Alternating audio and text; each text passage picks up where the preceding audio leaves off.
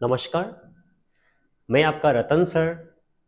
आज class 12th के current electricity chapter का एक टॉपिक है पोटेंशियोमीटर। वो मैं आपको समझाने जा रहा हूं। पोटेंशियोमीटर अपने में एक एक्सपेरिमेंट है और ये board exam entrances like NEET JEE के लिए एक इंपॉर्टेंट टॉपिक भी है। मैं आपको एज ए फिजिक्स टीचर ये समझाने जा रहा हूं, तो फिर आपको लगता होगा कि शायद मेरे बहुत नॉलेज है। टू बी ऑनेस्ट, मेरे पास थोड़ा सा नॉलेज है।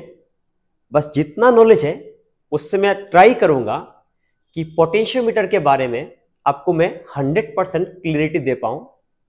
उससे आपको ये टॉपिक समझ में आ जाएगा और आप कुछ भी सवाल है तो आप उसको कर भी पाओगे।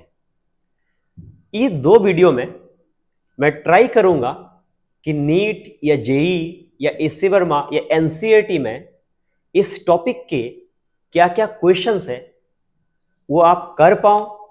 कुछ क्वेश्चंस हालांकि मैं खुद आपको कराऊंगा और आपको ये पोटेंशियोमीटर मैं टोटल 2 लेक्चर में समझाऊंगा। पहला लेक्चर 1 आवर की होगी, सेकेंड वाला भी 1 आवर का ही होगा। तो आपके लिए तो ये सिर्फ 1 आवर का एक लेक्चर है, और इस 1 आवर को प्रेजेंट करने के लिए मैं ना जाने कितने और घंटे काम किया हूं। सो प्लीज, अगर आपको ये वीडियो अच्छा लगता है, अगर आपको ये वीडियो इफेक्टिव लगता है, तो आप जरूर कमेंट में बताइएगा, ताकि मैं ऐसे और टॉपिक्स का वीडियो आपको प्रेजेंट कर पाऊं, क्योंकि आपकी कमेंट्स मेरे लिए एक मोटिवेशन होगा।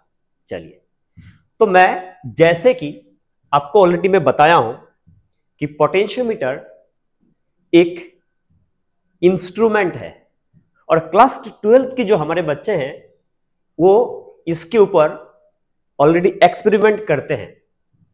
तो पहले बात आप बोलोगे, सर अगर ये एक इंस्ट्रूमेंट है तो सर ये इंस्ट्रूमेंट क्या क्या काम करता है?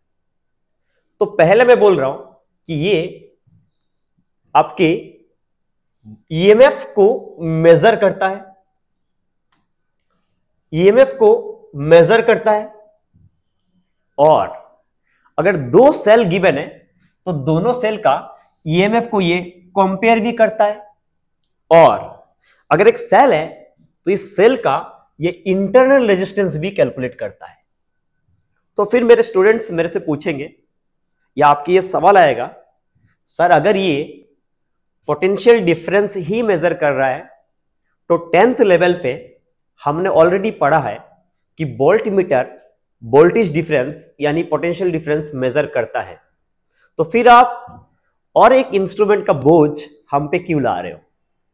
तो मैं फिर आपको बोलूंगा कि पोटेंशियोमीटर और वोल्टमीटर सेम ही काम कर रहा है, पर आपकी जो पोटेंशियोमीटर होगा वो मच मोर एक्यूरेट है, इसीलिए हम पोटेंशियोमीटर को यूज करते हैं।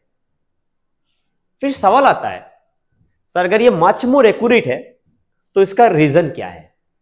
तो फिर मैं अपने स्टूडेंट्स को समझाता हूं कि उसकी रीजन है नल डिफ्लेक्शन। फिर एक सवाल आता है कि सर नल डिफ्लेक्शन अगर रीजन है तो नल डिफ्लेक्शन एक्यूरेसी का रीजन कैसे हो गया? तो उसको पहले समझते हैं। हम लोग बहुत धीरे धीरे समझेंगे, और अगर आप मेरे साथ 1 घंटे बने रहोगे तो मैं ये श्योर हूं कि आपकी इस टॉपिक के रिलेटेड कोई डाउट नहीं होगा। और हालांकि मैं भी इस सब्जेक्ट का एक स्टूडेंट ही हूं, आप मत समझिए मैं इस सब्जेक्ट का एक टीचर हूं, मेरे को बहुत आता है, ऐसा कुछ नहीं है। थोड़ा सा आता है, बस जितना आता है मैं आपके सामने प्रेजेंट करने का कोशिश कर रहा हूं। चलिए, सबसे पहले जब आपसे मैं नल डिफ्लेक्शन की बात कर रहा हूं, एक्चुअली होता क्या है कि दोस्त, अगर हमारे पास एक सेल है जिसका ईएमएफ ई है और इंटरनल रेजिस्टेंस आर है, अगर यह सेल का यहां पॉइंट ए दिया और यह पॉइंट बी दिया, और इसका अगर टर्मिनल वोल्टेज डिफरेंस यानी वोल्टेज डिफरेंस अगर देखूं तो यह सेल का होता है ई माइनस आई आर। दोस्त, हमने देखा अगर E माइनस आई आर तो इतना हम सेल वाला टॉपिक में सीखे हैं कि V is voltage difference and E को EMF बोलते हैं। अब प्रॉब्लम क्या है कि एक्चुअली इसका EMF E है, यानी वोल्टेज डिफरेंस E होना चाहिए था, पर वोल्टमीटर कभी भी E मेजर कर नहीं पा रहा है बिकॉज ऑफ इस इंटरनल रेजिस्टेंस। और इंटरनल रेजिस्टेंस को हम कभी जीरो कर नहीं सकते, यानी अगर मुझे 100% एक्यूरेसी चाहिए तो मुझे V इक्वल टू E चाहिए, और V इक्वल टू E तब ही हो पाएगा जब मैं ये वाला टर्म को जीरो कर रहा हूं। और इस टर्म को जीरो करने के लिए मेरे पास दो उपाय हैं, आइदर मैं R को जीरो करूं और नहीं तो मैं I को जीरो करूं। दोस्त, R तो इंटरनल रेजिस्टेंस है, वो कभी एक प्रैक्टिकल सेल का जीरो होना पॉसिबल नहीं है, और प्रैक्टिकल ही तो कर रहा हूं, इसका मतलब मुझे R जीरो करना पॉसिबल नहीं है, तो मैं जीरो करूंगा I। और I जीरो करना क्या मतलब ही हम उसको बोलते हैं क्या, नल डिफ्लेक्शन। आई होप आपको समझ में आया। तो देखिए, मैं अभी तक आपको क्या समझाया, मैं बोला कि पोटेंशियोमीटर अपने में एक इंस्ट्रूमेंट है, और ये इंस्ट्रूमेंट करता है पोटेंशियल डिफरेंस की मेजरमेंट या EMF की कंपैरिजन, और ये इंटरनल रेजिस्टेंस का कैलकुलेशन करता है। और पोटेंशियल डिफरेंस की मेजरमेंट आपके वोल्टमीटर ऑलरेडी कर रहा था, फिर भी हमने पोटेंशियोमीटर को चुना क्योंकि हमने देखा कि पोटेंशियोमीटर वोल्टमीटर से काफी ज्यादा एक्यूरेट है। रीजन नल डिफ्लेक्शन था, और जैसे ही नल डिफ्लेक्शन हुआ तो हमने देखा V इक्वल टू E हो जा रहा है, तब हमें पता चला कि नल डिफ्लेक्शन से ये एक्यूरेसी शो कर रहा है। तो नीट 2017 में ऑलरेडी, मैं सारे एग्जाम के एंट्रेंस की प्रीवियस से सवाल की बात करूंगा, नीट 2017 में ऑलरेडी एक सवाल आ चुका है कि पोटेंशियोमीटर वोल्टमीटर से ज्यादा एक्यूरेट क्यों है। तो उसके आंसर आपको अभी मिल चुका है सर, उसका एक्यूरेसी का रीजन है नल डिफ्लेक्शन, यानी वो कोई करंट ड्रॉ नहीं करता, उसकी करंट जीरो होती है। क्या समझ में आया? चलिए मैं आगे बढ़ रहा हूं। आप मुझे कमेंट्स में बताइएगा आपको कैसा लग रहा है, तभी मैं नेक्स्ट टॉपिक में और इंप्रूवमेंट कर पाऊंगा। जैसे कि मैं आपको बताया, मैं एक टीचर नहीं हूं, मैं भी इस सब्जेक्ट का एक स्टूडेंट ही हूं, मैं भी सीख रहा हूं।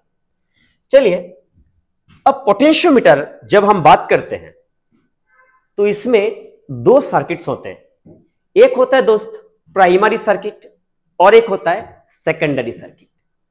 पहले जब आपको मैं प्राइमरी सर्किट समझा रहा हूं, तो प्राइमरी सर्किट यानी वो सर्किट जो इस इंस्ट्रूमेंट को ड्राइव करते हैं। इस इंस्ट्रूमेंट को जो ड्राइव करते हैं उस सर्किट की नाम ही प्राइमरी सर्किट है, और उसमें एक सेल लगा हुआ होता है, उस सेल को हम बोलते हैं प्राइमरी सेल, नहीं तो उसका और एक नाम होता है ड्राइविंग सेल। तो मैं क्या किया, मैं आपके सामने, अब अच्छे से समझिएगा, एकदम अच्छे से समझिएगा, स्लो जाते हैं, पहले ही वीडियो है। तो हम एक पोटेंशियोमीटर की वायर ले लिए, जिस वायर की लेंथ L ली है। आपको मैं एक बात समझाता हूं, अगर आप लैब में जाके पोटेंशियोमीटर देखोगे तो ऐसे एक सिंपल वायर नहीं होता है। वहां आप जाके देखिएगा ऐसे करके लगा होगा, या कोई किताब देखोगे, NCERT देखोगे तो देखोगे आप मल्टीपल्स वायर लगा हुआ है, कॉपर स्ट्रिप के साथ कनेक्टेड है। तो मल्टीपल वायर इसलिए लगा हुआ है क्योंकि हम चाहते हैं अगर पोटेंशियोमीटर का सेंसिटिविटी को बढ़ाना है तो उसकी लेंथ ज्यादा हो। तो एक्चुअली मल्टीपल वायर नहीं है, अगर एक वायर को मैं बहुत लंबा कर दूं तो ये बहुत दूर तक चली जाएगी, तो हम उस वायर को ऐसे बैंड करके लगाते हैं। अब जब हम पढ़ रहे हैं तो हमें अगर इतना लंबा वायर लेके L बोले या छोटा सा वायर लेके L बोले, हमें कोई फर्क नहीं पड़ता, तभी मैं एक ही स्ट्रिप दिया हूं और उसमें L दे दिया हूं। मैं चाहता हूं तो मल्टीपल स्ट्रिप दे सकता हूं, पर देने से कोई फायदा नहीं होगा, सिंपल चीजें नहीं रहेंगे। तो डायग्राम को सिंपल रखने के लिए आप भी एक ही L दे सकती हो, एक ही स्ट्रिप दे सकते हो, यानी मल्टीपल स्ट्रिप लेके लेंथ L लिखूं या वन स्ट्रिप में लेंथ L लिखूं, बात सेम है। ठीक है, अब मेरे को लगता है यहां तक आपको समझ में आया। तो मैं क्या कर रहा हूं, अगर आपको लगता है मैं स्लो हूं, फास्ट हूं, तो नेक्स्ट वीडियो में बताइएगा, मैं इंप्रूव करूंगा। मैं स्टूडेंट ही हूं, टीचर नहीं हूं।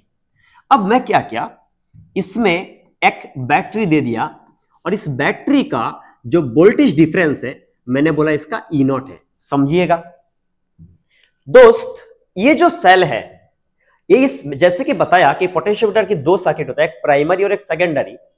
ये आपकी प्राइमरी सर्किट ड्रॉ कर रहा हूं, सेकेंडरी सर्किट को मैं धीरे धीरे समझाऊंगा। प्राइमरी सर्किट यानी ड्राइविंग सर्किट, जो इस सर्किट को ड्राइव कर रहा है। तो दोस्त ये जो सेल है, ये सेल का नाम है, समझिएगा प्लीज, इस सेल का नाम है, इस सेल का नाम है प्राइमरी सेल। दोस्त क्या नाम है? Primary cell. कुछ कुछ किताब में इसकी नाम बोलते हैं ड्राइविंग सेल, कोई बात नहीं, सेम बात है। मैं क्या समझाया आपको कि प्राइमरी सेल का अगर मैं यहां पोटेंशियल जीरो लेता हूं, मुझे पता है ई नॉट इसका टर्मिनल का डिफरेंस ही तो है। अगर यहां मैं जीरो लेता हूं तो दोस्त यहां मैंने ई नॉट लिया, अगर यहां ई नॉट लिया तो ये भी ई नॉट ही होगा क्योंकि यहां आइडियल वायर है। अगर ये जीरो है तो ये भी आपका जीरो है। तो मैं आपको समझा रहा हूं कि एल लेंथ पे पोटेंशियल डिफरेंस आपका ई नॉट हुआ, समझिएगा। या कुछ इंपॉर्टेंट बातें करूंगा, ठीक है। जैसे कि बताया कि ये ज्यादा एक्यूरेट है, उसका रीजन है नल डिफ्लेक्शन, वो याद रखना है। अब मैं इसमें कुछ इंपॉर्टेंट बात बताऊंगा और इसमें हो सके तो आपको प्रिंसिपल भी बता दूंगा। तो मैं देखा एल लेंथ पे ई नॉट है, तो वन लेंथ पे आपकी पोटेंशियल डिफरेंस हो जाएगा ई नॉट बाई एल, और इसको बोलेंगे अगर हम लिखेंगे पोटेंशियल डिफरेंस, आप प्लीज आंसर दीजिएगा तो आपको समझा पाऊंगा मैं। Potential difference per unit length, आप ध्यान दीजिएगा, potential difference per unit length. इसका मतलब फिर से बोल रहा हूं कि ये potential difference per unit length, अगर आप जाके अगर कोई किताब पढ़ोगे तो उस किताब में इसी का नाम बोल देते हैं पोटेंशियल ग्रेडियंट। समझिएगा, क्या बोल देते हैं? Potential gradient. ये तो नाम देते, जैसे मेरे नाम रतन दे दिए तो ऐसे नाम दे दिए। अब पोटेंशियल ग्रेडियंट क्यों निकालना पड़ा? This is my question. देखिए बचपन में हम कुछ कुछ सवालें सोल्व करते थे, मैं एकदम आपको बेसिक से समझा रहा हूं, ठीक है। मैं जस्ट एकदम क्लास 10 की बच्चा टाइप के समझा रहा हूं। तो बचपन से जब हम एक सवाल करते थे तो हमें ऐसे पता था कि 5 आदमी एक काम को 10 दिन में करते हैं, तो 50 आदमी कितने दिन में करेंगे। तो हम लोग ऐसे सवाल में हमेशा पहले एक आदमी का निकालते थे। तो हमें यहां पे भी पता चला कि एल लेंथ पे ई नॉट है, तो वन लेंथ पे आपका ई नॉट बाई एल है। जैसे वन लेंथ का पता चल गया, अब अगर मैं फर्दर सर्किट में जब सवाल सोल्व करूंगा, अगर पार्टिकुलर आप कोई भी लेंथ दे दोगे तो मैं मल्टीप्लाई कर दूंगा, वहां पे पोटेंशियल डिफरेंस मुझे पता चल जाएगा। क्योंकि मुझे अगर यूनिट लेंथ का पता है तो मैं बाकी लेंथ का निकाल सकता हूं मल्टीप्लाई करके, और यूनिट लेंथ का पोटेंशियल डिफरेंस का नाम ही है पोटेंशियल ग्रेडियंट। ये आगे के न्यूमेरिकल्स में, आगे की एप्लीकेशंस में ये बहुत बड़ा रोल प्ले करने वाला है, क्योंकि ये किरदार है, ये पोटेंशियोमीटर के सबसे बड़े किरदार है, और उस किरदार का नाम मैंने बोला पोटेंशियल ग्रेडियंट। होपफुली आपको समझ में आया। अब आगे मैं आपको बोल रहा हूं, सुनिए। मैं देखा एक तो पोटेंशियल ग्रेडियंट को समझा दिया, आपको प्राइमरी सर्किट के बारे में बता दिया, आपको ड्राइविंग सेल समझा दिया। मेरे सवाल है आपसे कि दोस्त क्या हुआ, यहां पोटेंशियल मैंने देखा जीरो है और यहां ई नॉट है, यानी आगे बढ़ रहे हो तो आपकी पोटेंशियल घट रहा है या बढ़ रहा है? पहले जीरो था, जीरो से ई नॉट हुआ, यानी मैं बोल सकता हूं क्या कि potential difference across wire, potential difference across wire क्या होगा आपकी V अक्रॉस वायर आपका होगा IR। और मैं लिख सकता हूं I तो कॉमन है, I तो कांस्टेंट है, R की जगह लिख सकता हूं ना रो L बाई ए, और इस वायर का A और रो तो फिक्स्ड है, यानी मैं बोल सकता हूं B आपकी दोस्त B आपकी जो है ना वो प्रोपोर्शनल टू L हो जाएगा। और अगर वो प्रोपोर्शनल टू L हो जाएगा, इसका मतलब लेंथ को आप जितना बढ़ाते जाओगे B भी उतना बढ़ते जाएगा, और ये जो voltage difference proportional to length of the wire है, इसी को पोटेंशियोमीटर की प्रिंसिपल बोलते हैं। क्या समझ में आया? आपकी बोर्ड एग्जाम में, क्योंकि यहां जो बच्चे मेरे को देख रहे हैं वो बोर्ड एग्जाम भी दे सकते हैं, हो सकता है कि कभी पूछ दे कि पोटेंशियोमीटर की प्रिंसिपल क्या है, तो बहुत सारे बच्चे मैं देखा हूं जो आंसर दे देते हैं क्योंकि पोटेंशियल ग्रेडियंट है। अबे पोटेंशियल ग्रेडियंट नहीं है, तुम उसके नाम सुनते हो बार बार तो तुम्हें लगता है ये आंसर है। तो आपको वहां पे समझना है कि प्रिंसिपल है कि potential difference across wire is directly proportional to length of the wire, इसीलिए है क्योंकि आपको यहां पता है एरिया और करंट कांस्टेंट है। क्या बात समझ में आया? अब मैं और भी कुछ बच्चों से मिलता हूं, क्योंकि मैं 2014 से ही ऑनलाइन में पढ़ा रहा हूं और मैं बीटेक की फर्स्ट ईयर से ही पढ़ाता हूं। तो मैं और बच्चों से जब मिला, कुछ लोग रट्टा मार दे कि बोलते सर आपकी जो ग्रेडियंट होगा वो हमेशा ई नॉट बाई एल होगा। पर देखिए ग्रेडियंट हमेशा ई नॉट बाई एल हो ये जरूरी नहीं है। तो उसी बात को मैं आपको दिखा रहा हूं, आप इस बात को थोड़ा अच्छे से देखिएगा प्लीज। क्या हुआ, इस बार मैं थोड़ा सा अलग एक सर्किट ड्रॉ कर रहा हूं। मैंने लेंथ हालांकि अभी भी एल ही लिया, लेंथ अभी भी मैंने एल ही लिया, और मैं यहां एक सेल दे दिया, और मैं यहां एक रेजिस्टेंस दे दिया बाबू 6 ओम, और बाबू यहां मैं एक रेजिस्टेंस दे दिया 12 ओम, और ये वाला आपकी ई नॉट है, और यहां मैं दे दिया दोस्त 36 वोल्ट। जैसे मैंने यहां रेजिस्टेंस लगा दिया तो आपको यह बात पता चल गया कि अगर सर आप जो बात करो बड़ा मजा आ रहा है कि सर यहां पे अगर 0 है तो यहां 36 तो है, सही बात सर, पर अगर यहां 36 तो यहां 36 नहीं होगा क्योंकि सर यहां रेजिस्टेंस आ गया है। इसका मतलब यहां पे जो रेजिस्टेंस नहीं था तभी एक्रॉस वायर आपका ई नॉट आया, या जैसे ही रेजिस्टेंस आ गया तो एक्रॉस वायर ई नॉट आना पॉसिबल नहीं है। यह बात आपको समझ में आ गया। अगर ई नॉट आना पॉसिबल नहीं है तो मैं ऐसे सवालों को कैसे करूंगा, मैं पहले उसका आई निकल दूंगा। दोस्त जैसे ही मैं आई निकलने गया, मैं देखा इस सर्किट में ई आपका 36 है और आर आपका है 6 + 12, तो ये आपके आ जाएगा 2 एम्पियर। मैं थोड़ा धीरे धीरे जा रहा हूं, पहला वीडियो है मेरा, और मैं ऐसे समझ रहा हूं कि आप बहुत छोटे बच्चे हो। अगर आपको, मैं ये समझ रहा हूं कि मेरे को कोई टीचर नहीं सुन रहे, ठीक है, अगर टीचर सुन भी रहे हैं तो मैं बच्चों को समझा रहा हूं, आपको नहीं समझा रहा हूं। तो मेरा रिक्वेस्ट है कि प्लीज आप कमेंट्स में बताइएगा कि नेक्स्ट वीडियो में मैं क्या इंप्रूव करना चाहिए, मुझे क्या मैं स्लो हो फास्ट हो जो भी हो बताइएगा, क्योंकि इसके लिए मैं बहुत मेहनत करता हूं, मैं रात रात को काम करता हूं, बताइएगा प्लीज, ठीक है। अब मैं अगर आपको बोलूंगा कि दोस्त वी एक्रॉस वायर, यानी आपको पता है वायर की एक्रॉस 12 ओम है और करंट आपका 2 है, तो V एक्रॉस वायर हो जाएगा 2 × 12, यानी आ जाएगा आपका 24 वोल्ट। और आपको पता है लेंथ L है, यानी अगर मैं पोटेंशियल ग्रेडियंट निकालूं और इसका सिंबल मैं K दे देता हूं, अभी से K दूंगा, तो ये क्या होगा दोस्त 24/L होगा। और ये लिख दूंगा, सपोज ये L सेंटीमीटर में है दोस्त, तो मैं लिखूंगा ना वोल्ट पर सेंटीमीटर। आई होप आपको यहां तक समझ में आया। इसका मतलब यहां अगर ई नॉट का वैल्यू 36 है, ग्रेडियंट लेकिन 36/L नहीं आया, रादर ग्रेडियंट कितना आया 24/L। इससे एक बात हमें समझ में आया कि sir gradient E not by L जो आप बता रहे हो वो होगा जब साथ में प्राइमरी सर्किट में, ड्राइविंग सर्किट में कोई एक्स्ट्रा रेजिस्टेंस ना हो। अगर ड्राइविंग सर्किट में सर रेजिस्टेंस आएगा तो ई नॉट बाई एल नहीं आएगा, लेकिन हम लोग कर पाएंगे। कैसे कर पाएंगे सर, हम तो आई निकाल देंगे, हम एक्रॉस वायर निकाल देंगे और डिवाइड बाई लेंथ करेंगे। आई होप मेरे स्टूडेंट्स को, मेरे प्यारे दोस्तों को यह बात समझ में आया। अगर यह समझ में आया तो मैं इसके ऊपर सवाल कर रहा हूं, फिर आगे बताऊंगा एप्लीकेशन क्या होता है। तो फिर से बोला, जैसे कि मैं आपको समझाया कि पोटेंशियोमीटर, आप मेरे साथ सुनते रहो, मैं बार बार बोलता हूं याद हो जाएगा। तो जैसे कि मैंने आपको बताया कि पोटेंशियोमीटर एक एक्सपेरिमेंट है, और ये एक्सपेरिमेंट में पोटेंशियल को मेजर करता है, ईएमएफ की कंपैरिजन करता है और इंटरनल रेजिस्टेंस की कैलकुलेट करता है। हो सकता है इंटरनल रेजिस्टेंस की कैलकुलेशन मेरे नेक्स्ट लेक्चर में बताऊं, क्योंकि आप बहुत लंबा हो जाएगा वीडियो, मैं शॉर्ट करके करूंगा, लेकिन क्वेश्चंस बहुत कराऊंगा, बहुत ज्यादा कराऊंगा। तो मैं आपको समझा रहा हूं कि पोटेंशियोमीटर वोल्टमीटर से ज्यादा चुना जाने का रीजन था कि ये एक्यूरेसी है, इसमें एपीएस ज्यादा एक्यूरेट है।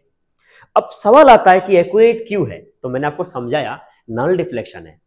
उसके समझाने के बाद मैं आपको प्राइमरी सर्किट यानी ड्राइविंग सर्किट समझाया, और हाई होप कि आपको समझ में आया और आपको अच्छा लग रहा है, मजा आ रहा है। तो आप कमेंट्स में बताइएगा प्लीज। अब देखिए, क्योंकि आपके कमेंट्स आपके लिए कुछ नहीं है, मेरे लिए बहुत कुछ है, क्योंकि मैं बहुत मेहनत करके आ रहा हूं, ठीक है। और मैं भी इस सब्जेक्ट का विद्यार्थी हूं, मैं भी इस सब्जेक्ट का स्टूडेंट ही हूं, मैं भी सीख रहा हूं। तो मैं ऐसा नहीं मानता मैं बहुत जानता हूं, मैं ऐसे नहीं मानता, मैं मानता हूं कि कम ही जानता हूं, सीख रहा हूं, ठीक है। तो इसमें मैं कुछ कमेंट्स ऐसा नहीं चाहता हूं कि मतलब आप कुछ खराब कमेंट्स देखो तो मैं बुरा मान जाऊंगा, कुछ नहीं। अगर आपकी कोई कमेंट्स मेरे को इंप्रूव करे तो मैं उसको भी पॉजिटिवली लूंगा। चलिए, अब मैं इसके ऊपर सवाल करता हूं कि ग्रेडियंट हमेशा ई नॉट बाई एल नहीं होगा, तो मैं उसको सवाल करता हूं। चलिए, सवाल में लेवल बाय लेवल लूंगा, पहले टफ सवाल आएगा ऐसा नहीं है, धीरे धीरे जाते हैं दोस्त, ठीक है। पहले मैंने देखा एक सवाल आया जो कि एकदम इजी सवाल होगा, तो इस सवाल में क्या बोला, हम उस सवाल को पहले देखते हैं प्लीज, ठीक है। बोला कि potentiometer consist of a wire of length 4 metre and resistance 10 ohm. इसका मतलब आपके पास एक पोटेंशियोमीटर वायर है जिसका लेंथ दोस्त 4 मीटर है, प्लीज आप आंसर दीजिएगा, और इसके रेजिस्टेंस है 10 ओम। फाइन, बहुत बड़ी बात।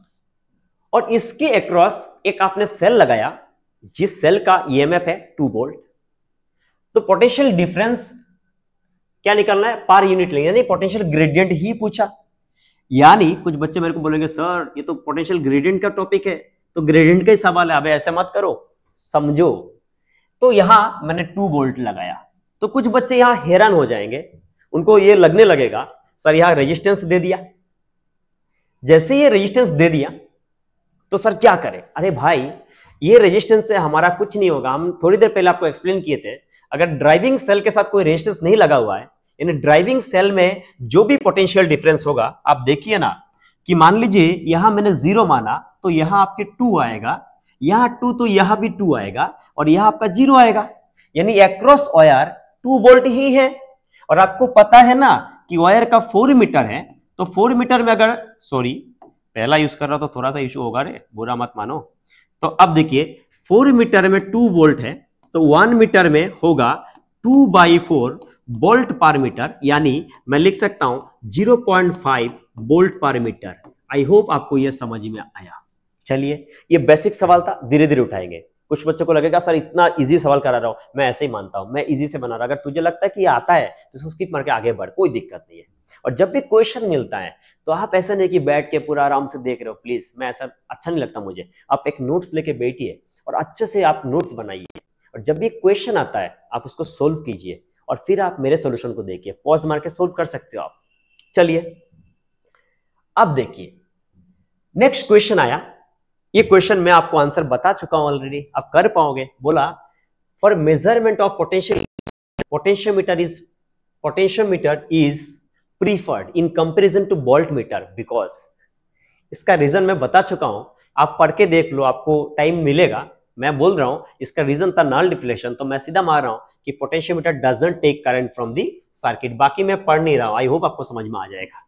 ठीक है, चलिए नेक्स्ट सवाल जो आता है ये पीएमटी 2015 में आया हुआ है। तो कुछ बच्चे बोलेंगे सर आप पीएमटी के सवाल करा रहे हो, जेई का कराओगे कि नहीं? बिल्कुल, आगे जेई का सवाल भी कराएंगे, बिल्कुल जेई का भी कराएंगे, नीट का भी कराएंगे। ठीक है, आपको इस टॉपिक का क्लियरिटी देकर रखूंगा, और इसका मतलब मैं इस सब्जेक्ट का हीरो हूं ऐसा कुछ नहीं, थोड़ा सा जानता हूं बस। चलिए इसमें क्या सवाल है, इस सवाल को समझिए। बोला कि पोटेंशियोमीटर वायर का लेंथ है 4 मीटर। धीरे धीरे उठाते हैं, पहले हीरो नहीं बनना, स्लोली स्लोली जाएंगे हम लोग, पेशेंस रखिए। अच्छा, पोटेंशियोमीटर वायर का लेंथ है आपकी 4 मीटर और रेजिस्टेंस है 8 ओम। बढ़िया।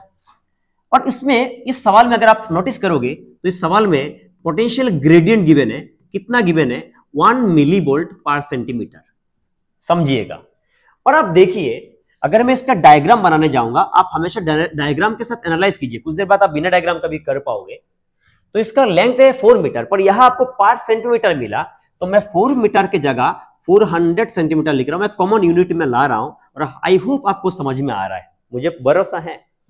अब इसमें उसका रेजिस्टेंस गिवन है दोस्त 8 ओम, है ना।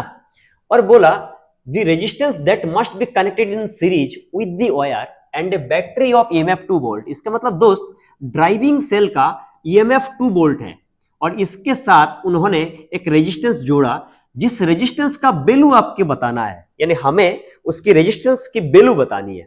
ठीक है, और उसके रेजिस्टेंस की वैल्यू बतानी ताकि ग्रेडियंट का ये वैल्यू आए। पहले बात तो जैसे ये सवाल मिला, पहले बात तो हमारे माइंड में ये सवाल आ गया कि सर आप थोड़ी देर पहले तो बताए हो कि ग्रेडियंट यहां 2/400 तो होगा नहीं, क्योंकि यहां रेजिस्टेंस आ गया सर। तो सर हम ऐसे सवालों में पहले आई निकालेंगे, आपने सिखाया अभी। तो जैसे आपने बोला कि आई निकालेंगे, तो मैंने बोला चलो आई निकालते हैं। तो आपने बोला सर 2/r+8 कर दीजिए, मेरे को समझ में आया।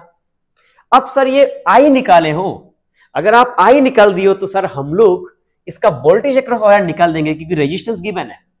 तो अगर वोल्टेज अक्रॉस वायर देखेंगे तो मैं लिख रहा हूं वी अक्रॉस वायर, मैं रैंडमली लिख रहा हूं, कोई बात नहीं, आप लिख पाओगे, मुझे भरोसा है आप में।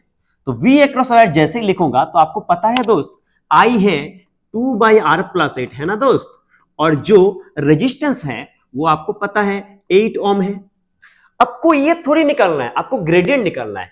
तो आपको ग्रेडियंट, अगर मैं ग्रेडियंट का के लिख दूं तो के का वैल्यू कितना होगा आप ही बताइए ना। क्या 2 इंटू 8 समझिएगा, बाई आर लिखूंगा या आर प्लस 8 डिवाइडेड बाई क्या करूंगा यार, लेंथ करूंगा, तभी तो ग्रेडियंट होगा। और ग्रेडियंट का वैल्यू जो है ना वो क्वेश्चन में गिवन है 1 मिली वोल्ट। अरे कोई बात नहीं, 10 टू द पावर -3 लिख देंगे ना, 1 मिली वोल्ट पर सेंटीमीटर, तो बाकी तो लिखने का जरूरत नहीं है। इसका मतलब मैं अगर ऐसे कर दूं 1 मिली वोल्ट, मतलब ऐसे कर दूं कि एक कर देता हूं 1/1000 कर देता हूं। सेम बात, आई होप आपको समझ में आया, आपको समझने में कोई दिक्कत होना नहीं चाहिए, ठीक है।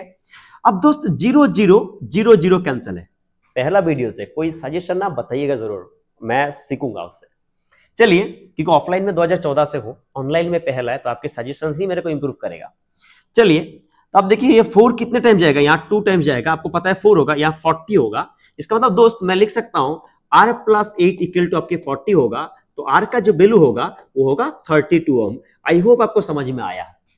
चलिए 32 ओम ऑप्शन में है, आई होप आपको समझ में आया। इसका मतलब ग्रेडियंट के बारे में थोड़ा और आइडिया मिला। चलिए अगले सवाल में जाता हूं।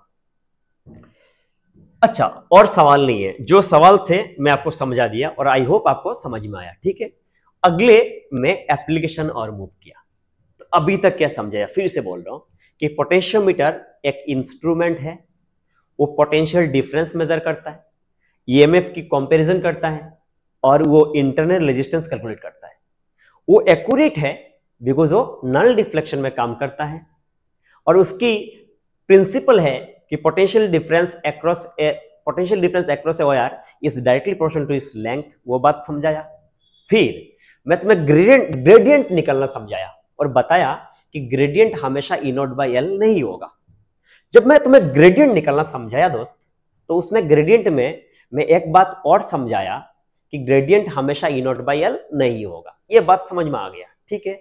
ग्रेडियंट निकलना क्यों सिखाया, क्योंकि अगर मुझे 1 लेंथ का पता है तो बाकी ऑटोमेटिक आ जाएगा। ये बात भी आपको समझ में आया होगा, ठीक है। चलिए अब देखिए, जब एप्लीकेशन की ओर मूव करते हैं तो दोस्त इसमें बोला पहला एप्लीकेशन आ गया कंपैरिजन ऑफ ईएमएफ और दूसरे वाला एप्लीकेशन आएगा कैलकुलेशन ऑफ इंटरनल रेजिस्टेंस। पहले इसको समझते हैं, ठीक है। अभी तक मैं आपके साथ ओनली प्राइमरी सर्किट का बात किया हूं और वो मुझे अच्छे से पता है। आप ध्यान दीजिएगा सर क्या बोल रहा है, मेरे ऐसे ही अगर आप आंसर दोगे बहुत अच्छा लगेगा मेरे को। तो मैं यहां एक ड्राइविंग सेल ले लिया हूं और ड्राइविंग सेल का मैंने वैल्यू ले लिया E0। आई होप आपको प्रॉब्लम नहीं है। और ड्राइविंग सेल का और एक नाम है प्राइमरी सेल, ठीक है दोस्त। ओके सर, आप एक काम कीजिए, आप इसका जो लेंथ है आप लिख लीजिए, इसका लेंथ L है। कोई बात नहीं, आप जो बोलोगे मैं वो सुनने को तैयार हूं, ठीक है। चलिए मैं उसका वायर का जो लेंथ है वो मैंने L लिख दिया, ठीक है। आप समझिए। अब बोलोगे सर आप इतने स्मार्ट क्यों हो, कि आप ऐसे क्यों कर रहे हो हमारे साथ कि हाँ E0 दे दिए, आप तो साथ में एक रेजिस्टेंस भी लगा सकते थे। देखिए आपकी जो एप्लीकेशन है कंपैरिजन ऑफ ईएमएफ, उसमें आप यहाँ एक्स्ट्रा रेजिस्टेंस लगाओ या ना लगाओ कोई फर्क नहीं पड़ेगा, क्योंकि अल्टीमेटली आप ग्रेडियंट ही निकालोगे और ग्रेडियंट यूनिट लेंथ का ही होगा, ठीक है। चलिए ये प्राइमरी सर्किट का पार्ट था जिसको कंपेयर करूंगा। अब देखिए कंपैरिजन जब भी होता है तो अकेले पॉसिबल नहीं है। सपोज आप पढ़ाई में बेटर हो या मेरे पास बहुत नॉलेज है, ऐसे बोलोगे सर मैं तो खतरनाक नॉलेज वाला हूं, आपकी वीडियो क्यों देखूंगा, मेरे को तो ये आता है। तो ये जो बात कर रहे हो कि आपकी नॉलेज मुझसे ज्यादा, यानी कंपैरिजन कर रहे हो और आप हमेशा कंपैरिजन आपके कर रहे हो मेरे साथ, ठीक है। आपको लग रहा है कि आपकी नॉलेज मुझसे बहुत ज्यादा है, ठीक है, बहुत अच्छा, फिर भी आप सुनिए मेरे को और सीखोगे, ठीक है। तो आप इसमें देखिए, मैं बोल रहा हूं, मैं एक विद्यार्थी हूं, तो मैं मानता हूं कि मेरे नॉलेज बहुत ज्यादा नहीं, थोड़ा सा है, मैं सीख रहा हूं, ठीक। आप अगर सिखाओगे तो और थोड़ा सीखूंगा।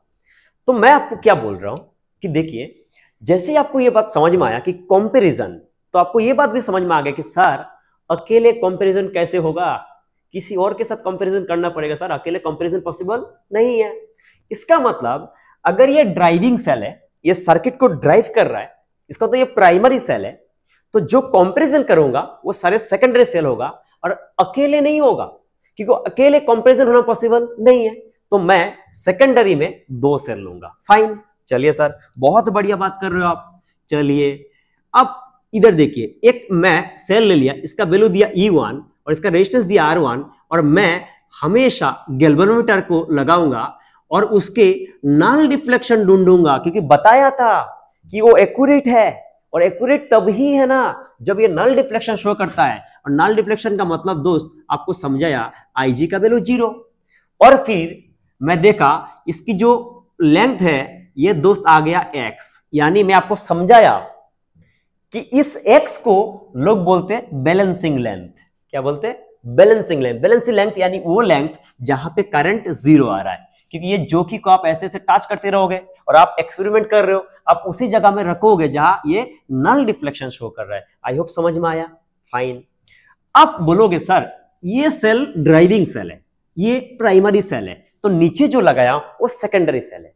और सेकेंडरी सेल 2 चाहिए, क्योंकि सर आप कंपैरिजन कर रहे हो, अकेले कंपैरिजन करना पॉसिबल नहीं है। मेरे कंपैरिजन तेरे साथ होगा, तेरे मेरे साथ होगा, कंपैरिजन होगा। अकेला मैं आके क्या बोलूंगा? मैं तो बोल ही रहा हूं, मैं विद्यार्थी हूं, सीख रहा हूं, है ना? तू भी सीख रहा है, कोई बात नहीं। चल तो देख यहां और एक सेल जैसे लगाया तो मैं क्या किया अब समझना। मैं यहां और एक सेल दिया, इसका नाम मैं R2 दिया, और यहां R2 दिया या E2, और मैं गैल्वेनोमीटर का फिर से सुनना आराम से, तभी सिखा पाऊंगा। नल डिफ्लेक्शन ढूंढा बाबू, और नल डिफ्लेक्शन मतलब फिर से देखा बाबू कि IG 0 है। और मैं इस बार जो लेंथ है वो लेंथ मैं तेरे को बोल दिया कि एक काम कर, इस लेंथ को तू y मान ले। फाइन। आई होप मेरे यहां तक जो भी बात है आपके सामने क्लियर है। सुनना, आपको समझ में आएगा। ये भी सेकेंडरी सेल है और ये भी सेकेंडरी सेल है। अगर मैं ये पॉइंट और ये पॉइंट देखूंगा तो यहां लेंथ x है और यहां लेंथ y है। मैं नोटिस किया हूं कि y x से बड़ा है। इसका मतलब प्रिंसिपल क्या बोल रहा था पोटेंशियोमीटर का, कि अगर आप वोल्टेज बढ़ाते जाओगे तो उसके लेंथ भी बढ़ते जाएगा।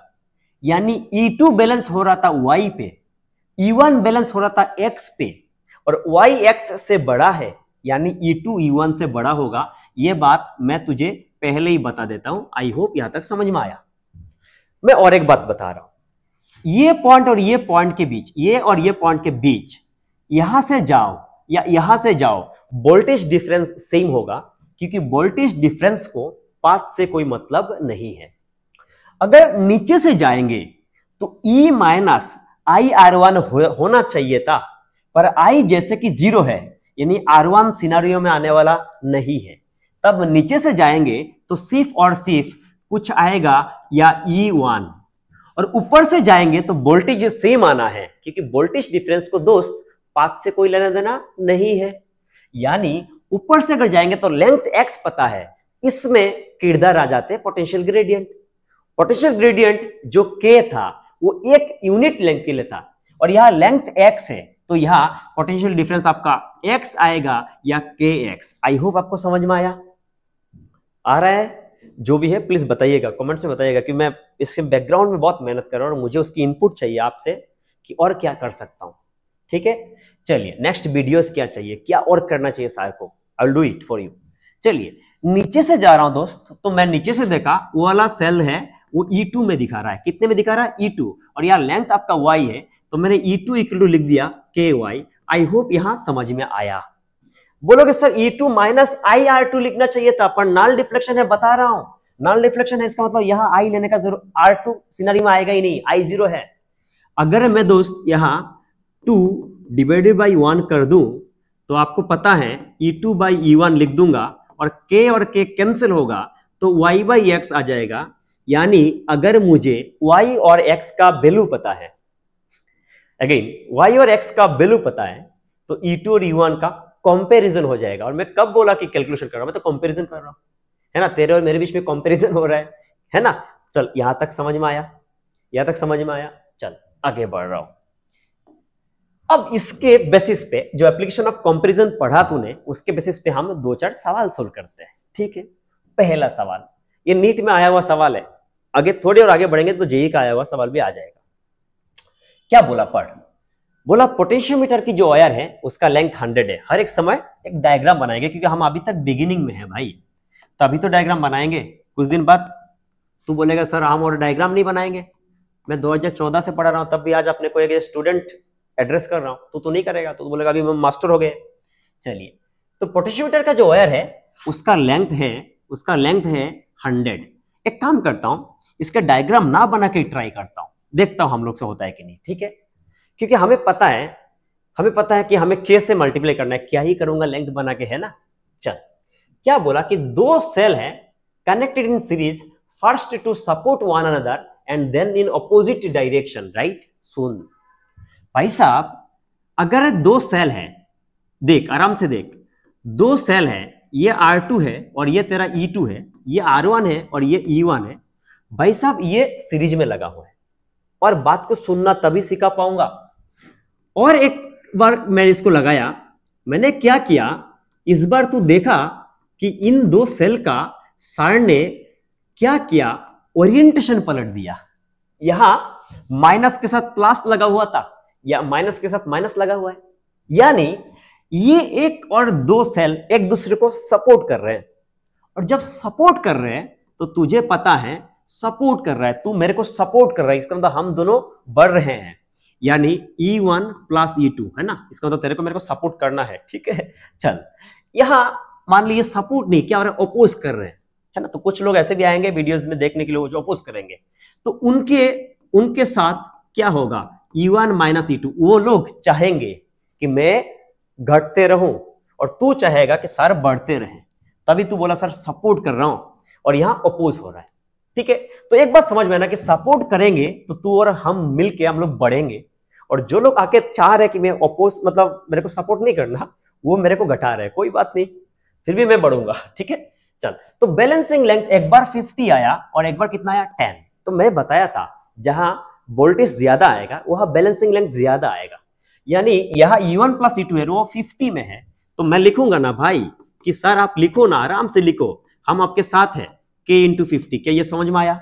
और आप बोलेगा ना सर आप लिखो, हम भी आपके साथ लिखेंगे K इंटू 10। क्या ये बात समझ में आया?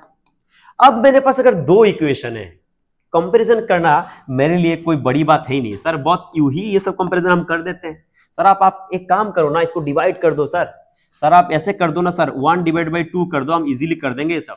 क्या करेंगे, हम देखेंगे E1 प्लस E2 हो रहा है ना भाई, और यहां क्या हो रहा है बोल, E1 माइनस E2 ना भाई, K कैंसिल होगा, डिवाइड करेंगे तो यहाँ 5 आएगा। आई होप तेरे कैलकुलेशन में कोई इशू नहीं है। यहां अगर मैं और थोड़ा कैलकुलेशन करूं तो क्या होगा, देख, E1 plus E2 is equal to, ये इधर जाएगा तो बता क्या होगा, 5E1 minus 5E2। I hope तेरे को समझ में आया। इसका मतलब देख, अगर मैं E2 को इस साइड लेके आऊं तो 6E2 होगा, राइट, है ना। समझना क्या होगा, 6E2, और इधर जाएगा तो 4E1। इसका मतलब देख 4E1 is equal to 6E2 होगा। अगर मुझे E1 बाई E2 चाहिए तो 6/4 होगा, यानी 3:2 होगा। ऐसे ऑप्शंस होंगे बिल्कुल। क्या समझ में आया? आराम से बोलना, समझ में आया? हाँ सर, आगे बढ़िए। चलिए, ओहो, ये सवाल भी PMT 2015 का है, जेई का सवाल भी आ रहा है, रुक जा, है पेशेंस। क्या बोला, पोटेंशियोमीटर वायर का लेंथ कितना है, L, और वायर का रेजिस्टेंस कितना है, R। सही बात सर, बढ़िया बात करते हो आप। चलिए, आप ऐसे बात करते हो तो कोई दिक्कत ही नहीं है सर, हमें भी समझ में आ रहा है, ठीक है। नहीं आ रहा है अभी तो बताना यार, कोई दिक्कत नहीं, सीखेगा हम भी, क्या है उसमें। इसका रेजिस्टेंस R है और इसका लेंथ जो है वो मैंने L दिया, ठीक है।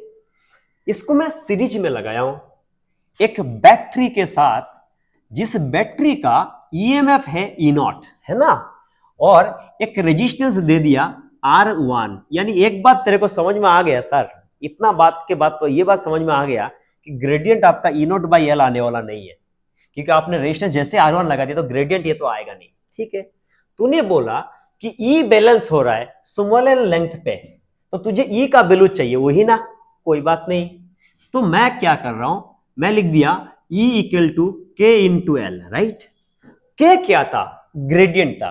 क्या ग्रेडियंट निकाल के अगर पुट कर दूं हमारा आंसर आ जाएगा? हाँ सर, ग्रेडियंट निकाल के जब पुट करूंगा ना भाई, तो ग्रेडियंट निकालने के लिए मुझे एक बात पता चल गया ना सर, कि ग्रेडियंट आप डायरेक्ट E0/L बता नहीं सकते, क्योंकि सर यहां रेजिस्टेंस गिवन है। तो मैं बोला कोई बात नहीं भाई, तू है ना, तो एक साथ कर रहा हूं कि I इक्वल टू लिख लेता हूं E0 बाई लिख देता हूं R1 प्लस R, कोई बात नहीं।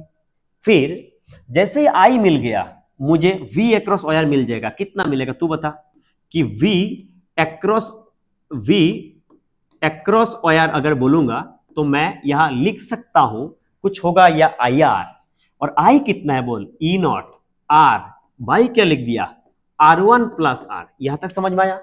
तो बोलेगा सर बहुत बढ़िया बात, ये आया V अक्रॉस OR, इसको अगर साथ में L से डिवाइड कर दूं तो ये ग्रेडियंट आ गया। इसका मतलब मुझे अगर E का वैल्यू चाहिए तो यहां K का वैल्यू क्या होगा बता, E नॉट, अच्छे से देखना, R बाई दोस्त R1 plus R into L, ये ग्रेडियंट आया है ना, ये ग्रेडियंट सॉरी ये E नॉट R, हाँ ये ग्रेडियंट आया और साथ में L मल्टीप्लाई कर देंगे, ऐसे ऑप्शन होगा। हाँ सर आ गया sir, E not R small l नीचे divided by R1 plus R into L। I hope तेरे को क्लियरिटी मिला, आई होप तेरे को क्लियरिटी मिला। तो अभी तक कंपैरिजन की बात चल रहा है, इंटरनल नेक्स्ट वीडियो में आएगा। चल अब देख नेक्स्ट, मैं बोल रहा हूं ये सवाल आ गया नीट 2021, कोई बात नहीं, धीरे धीरे जेई का सवाल भी आ रहा है, जितने ज्यादा सवाल करेंगे उतना हमारे लिए अच्छा है, ठीक है। क्या सवाल आया, पढ़ मेरे साथ, पढ़ एक साथ करते हैं। सर सवाल आया कि पोटेंशियोमीटर सर्किट का 1.5 जो वोल्ट है वो बैलेंस हो रहा है 36। अबे एक बात तो सर, बैलेंसिंग हमें समझ में आता है अभी से कि 1.5 इक्वल टू आप सिंपल k इंटू 36 लिख दो, कोई बात नहीं सर, क्योंकि k ग्रेडियंट है। और 2.5 से अगर मैं रिप्लेस कर दूं, 2.5 से अगर मैं रिप्लेस कर दूं तो कितने लेंथ पे बैलेंसिंग लेंथ कितना होगा, यानी कितने लेंथ पे वो बैलेंस होगा। अगर सर मैं 2 डिवाइड बाई 1 कर दूं तो मुझे पता है 2.5 डिवाइड बाई 1.5 के कैंसिल होगा, तो मैं यहाँ x बाई 36 लिख दूंगा, है ना सर।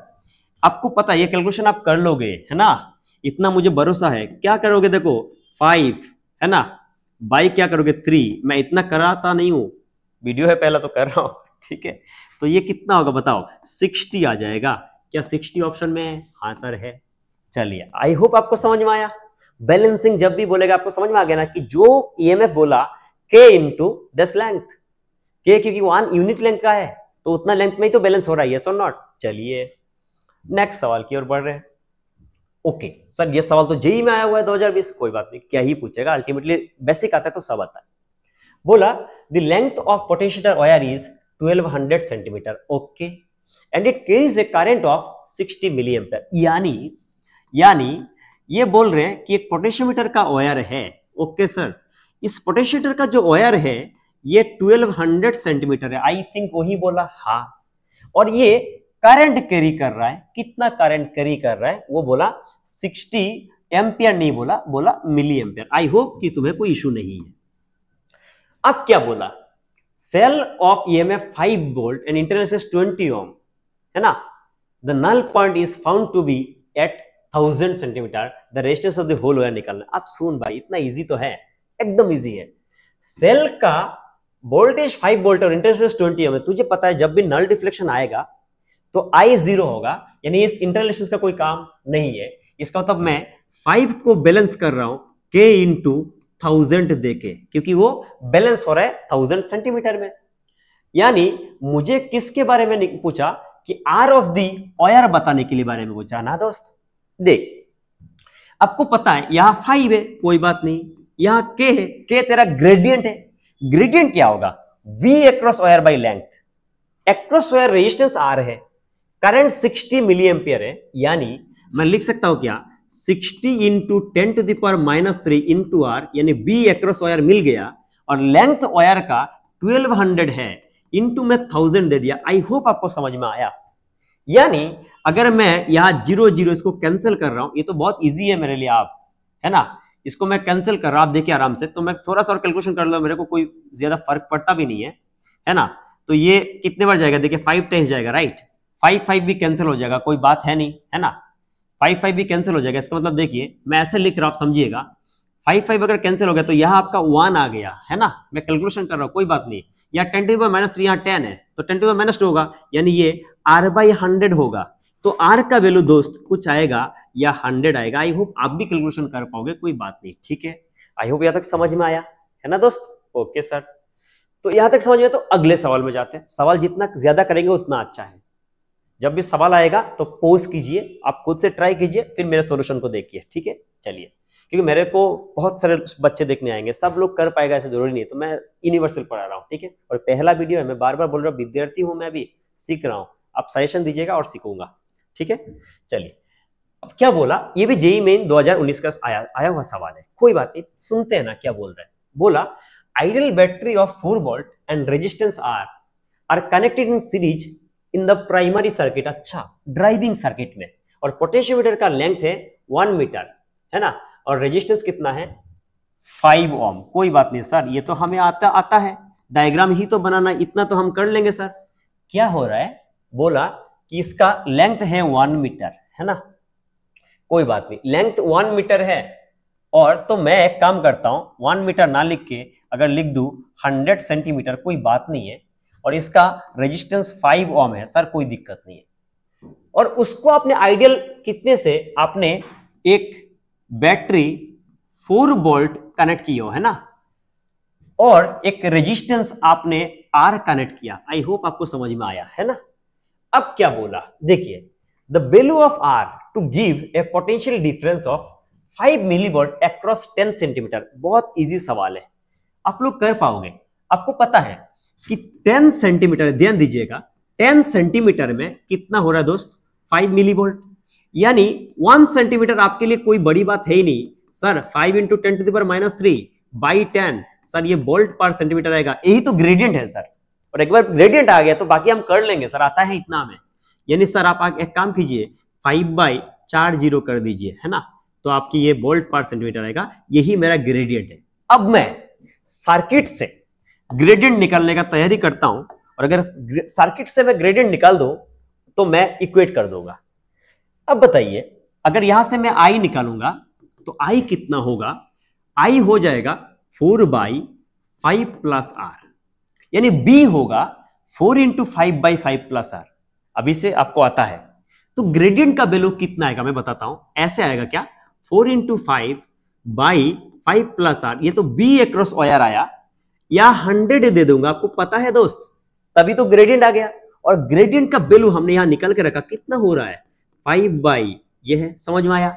अब देखिए, ये 0 0 और 0 0 कैंसिल है, 5 5 भी तो कैंसिल है दोस्त, ये इधर आएगा तो आपको पता है 400 होगा, और यहां 5 प्लस आर होगा, है ना भाई, यानी आर का वैल्यू हो जाएगा 395 ओम।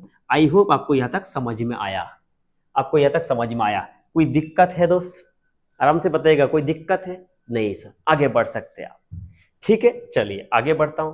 देखिए, मैं को बहुत जोश करना नहीं आता, मैं ऐसे ही पढ़ाता हूं, मुझे बहुत अच्छा लगता है। हाँ, ऑफलाइन क्लास मेरा वाइब थोड़ा अलग होता है, यह ऐसे ही होगा दोस्त। चलिए आप समझिए क्या है, इसलिए आप जरूर बताइएगा कि सर क्या और कर सकते हो, है ना, या आपको कैसे लगा। अगर आपको ये वीडियो इफेक्टिव लगा तो फिर मैं टेंशन मत लीजिए, मैं फुल कोर्स 11 12 की जो फिजिक्स है, इनफैक्ट 9 10 का भी सारे मैं वीडियोस यूट्यूब में अपलोड करूंगा। पर आपकी कमेंट्स, आपकी एनर्जी, आपकी मोटिवेशन मेरे लिए इंपॉर्टेंट है, ठीक है। चलिए क्या बोला, ये जेईई में 2019 का आया हुआ सवाल है, जितना क्वेश्चन हो सके मैं कलेक्ट करने का कोशिश किया था कि आपकी क्लियरिटी रहे। और अभी तक मैं पहला एप्लीकेशन ही समझा रहा हूँ, सेकंड एप्लीकेशन सेकंड वीडियो में समझाऊंगा, ठीक है। आप कमेंट्स में बताइएगा, तभी तो सेकंड वाला आएगा, नहीं तो कैसे आएगा। अगर आपको इफेक्टिव ही ना लगे तो मैं फिर सेकंड वीडियो क्या करूंगा, देखे मैं खुद ही देखूंगा क्या।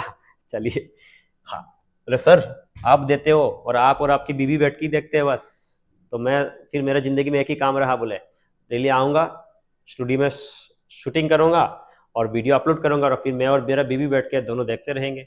चलिए क्या बोला, पोटेंशियोमीटर वायर ए बी, उसका लेंथ एल है, बोलिया उसका रेजिस्टेंस कितना है 12 बार। अब देखिए यहां पे नोटिस कीजिएगा कि क्या बोल रहा हूं, यानी पोटेंशियोमीटर जो वायर है इसका रेजिस्टेंस 12 बार है, और उसका लेंथ आपका एल है। बढ़िया बात। क्या बोला, वो कनेक्ट है सेल डी के साथ जिसका इंटररेजिस्टेंस आर है, ठीक है, कोई बात नहीं, यानी यहां रेजिस्टेंस आर लगा हुआ है। जैसे यहां रेजिस्टेंस आर लगा हुआ है यानी ग्रेडियंट E/L नहीं होगा, ये बात क्लियर हो गया है ना। हाँ सर। अब देखिए, आप एक सेल को बैलेंस करो जिसका EMF E/2 है और इंटरनल रेजिस्टेंस 3R है। जब भी आप किसी सेल को बैलेंस कर रहे हो तो इसका इंटरनल रेजिस्टेंस 3R से क्या करूंगा, क्योंकि मुझे पता है ना भाई कि जब भी बैलेंस कर रहा हूं तो उसका I0 हो रहा है, और I0 है तो ये रेजिस्टेंस का कोई काम नहीं है। तो the length AJ at which the galvanometer shows no deflection, इसका तो बैलेंसिंग लेंथ निकालना है। कोई बात नहीं, मुझे पता है किसको बैलेंस कर रहा हूं, मैं बैलेंस कर रहा हूं भाई E/2 को, यानी E/2 equal to K into, मुझे बैलेंसिंग लेंथ बताना है तो मैंने K इंटू X बता दिया, यानी X निकलना मेरा काम है, राइट। K क्या होगा, ग्रेडियंट होगा, और ग्रेडियंट निकालना अभी अच्छे से आता है, कैसे निकालूंगा। सेल का EMF E है, यानी करंट जो आई आएगा, वो करंट जो आई आएगा, ध्यान दीजिएगा प्लीज, ट्राई कर रहा हूं मैं समझाने का, समझिए ना, मजा आ जाएगा ना आपको। करंट जो आई आएगा वो आएगा E by R plus 12R। तो अगर करंट ये आया, क्योंकि यहां R है और यहां 12R है, तो V एक्रॉस वायर आपका कितना आएगा बताइए, बस इतना बता दीजिए सर। V एक्रॉस वायर अगर आप करोगे तो आप करंट इंटू वायर का रेजिस्टेंस मार दो, तो यहां E है, यानी या E लिखूंगा या 13R, और वायर का रेजिस्टेंस आपका है 12R। इसका तो अगर ये कैंसिल हो गया तो आंसर क्या कितना आया, 12E बाई 13। आई होप आपको समझ में आया। ये V एक्रॉस वायर आया, अगर ये आ गया और वायर की लेंथ L है तो ग्रेडियंट निकालना हमारे लिए कोई बड़ी बात नहीं है। हम क्या कर देंगे सर, एक काम कीजिए ना, 12E by 13L into x कीजिए ना, खत्म है सर। अब देखिए E और E कैंसिल हो गए सर, आपको क्या निकलना सर, एक्स ही तो निकलना था, कोई बात नहीं सर, आप 13 बाई 24 कर दीजिए, ऐसे ऑप्शंस तो आपको मिल ही जाएंगे। क्या आपको समझ में आया, क्या आपको समझ में आया, बताइएगा अच्छे से। जहां तक अगर यहां तक वीडियो देख रहे हो तो बताइएगा सर देखा, बहुत अच्छा लगा, और भी बनाइए, हमें अच्छा लगेगा, नहीं तो मैं और मेरा बीवी बैठ के देखते रहूंगा बस, है ना। चलिए अब देखिए, इसमें ये लास्ट आ गया, इस लेक्चर की लास्ट में आ गया हम लोग, है ना। नेक्स्ट लेक्चर में दूसरा एप्लीकेशन करेंगे। इसमें क्या बोला कि एनसीईआरटी में बोला कि पॉइंट्स टू रिमेंबर, क्या पॉइंट्स ऐसे हैं जो हम यहां याद रख सकते हैं। पहला कि मुझे ये बात जरूर याद रखना चाहिए, ये बात जरूर याद रखना चाहिए कि अगर ये एक पोटेंशियोमीटर वायर है, अगर इसका लेंथ L है, और अगर मैं ड्राइविंग सेल, पहला बात याद रखने का है, ड्राइविंग सेल अगर मैं E0 सपोज 36 वोल्ट ले लिया, ध्यान दीजिएगा ये ड्राइविंग सेल है, प्राइमरी सेल है, तो अगर मैं यहां 36 दे दिया तो भाई एक बात तो क्लियर हो गया ना, अगर यहां 0 होगा तो यहां 36 होगा, यानी यहां 36 वोल्ट ही होगा और यहां 0 होगा, यानी सेकेंडरी सेल, ये तो आपकी प्राइमरी सेल बोल दो अच्छा रहेगा, ये सेकेंडरी सेल जो होगा अगर इसका वैल्यू 40 वोल्ट हो गया, फिर से बोल रहा हूं कितना वोल्ट हो गया 40, तो एक्रॉस वायर मिनिमम तो आ रहा है 0 वोल्ट और मैक्सिमम आ रहा है 36। अगर 40 वोल्ट ले लूंगा इसका मतलब आपको पता है ये तो बाहर चला जाएगा, तो ये पॉसिबल नहीं है। तब हमें समझ में आता है सर ई सेकेंडरी आप जो भी लोगे वो हमेशा ई प्राइमरी से छोटा होना पड़ेगा, ये बात समझ में आया। अगर छोटा नहीं होगा तो ये वाला लेंथ पे ये बैलेंस होना पॉसिबल नहीं है, ये बात याद रखिएगा, क्योंकि सवाल आ जाएगा कभी कभी, which of the following circuit is possible. अगर कभी भी आपको पता चला कि सेकेंडरी प्राइमरी से बड़ा है तो वो सर्किट पॉसिबल नहीं है। इसमें अगर और थोड़ा डिटेलिंग करें कि सर और थोड़ा डिटेलिंग करते हैं, मजा आ रहा है सर, बहुत अच्छी अच्छी बातें चल रही है, तो मैं आपको बताता हूं, जाके एक बार आज एनसीईआरटी का जो पोटेंशियोमीटर है उसको पढ़िएगा, ये वीडियो देखने के बाद आपको बहुत अच्छा लगेगा, मजा आएगा, आपको लगेगा each and every line sir ने कवर किया है। देखिए क्या है कि यहां पे अगर मैं एक प्राइमरी सेल लगाता हूं और ये आपकी 36 वोल्ट है, और मैं यहां दे दिया 6 ओम और यहां दे दिया 12 ओम, इस बार एक बात आपको क्लियरली पता है सर, एक्रॉस वायर अगर यहां आप 0 मानोगे तो यहां 36 होगा, यहां 0 होगा सर, पर यहां 36 नहीं होगा, यानी एक्रॉस वायर इस बार 36 वोल्ट नहीं हो रहा है। तब हम लोग क्या करते थे, हम लोग यहां I निकलते थे और I क्या करते थे 36 बाई 12 प्लस 6 करते थे, तो आंसर आता था 2 एम्पियर, और V एक्रॉस वायर आपका आ जाएगा, V एक्रॉस वायर आपका आ जाएगा भी 24 वोल्ट।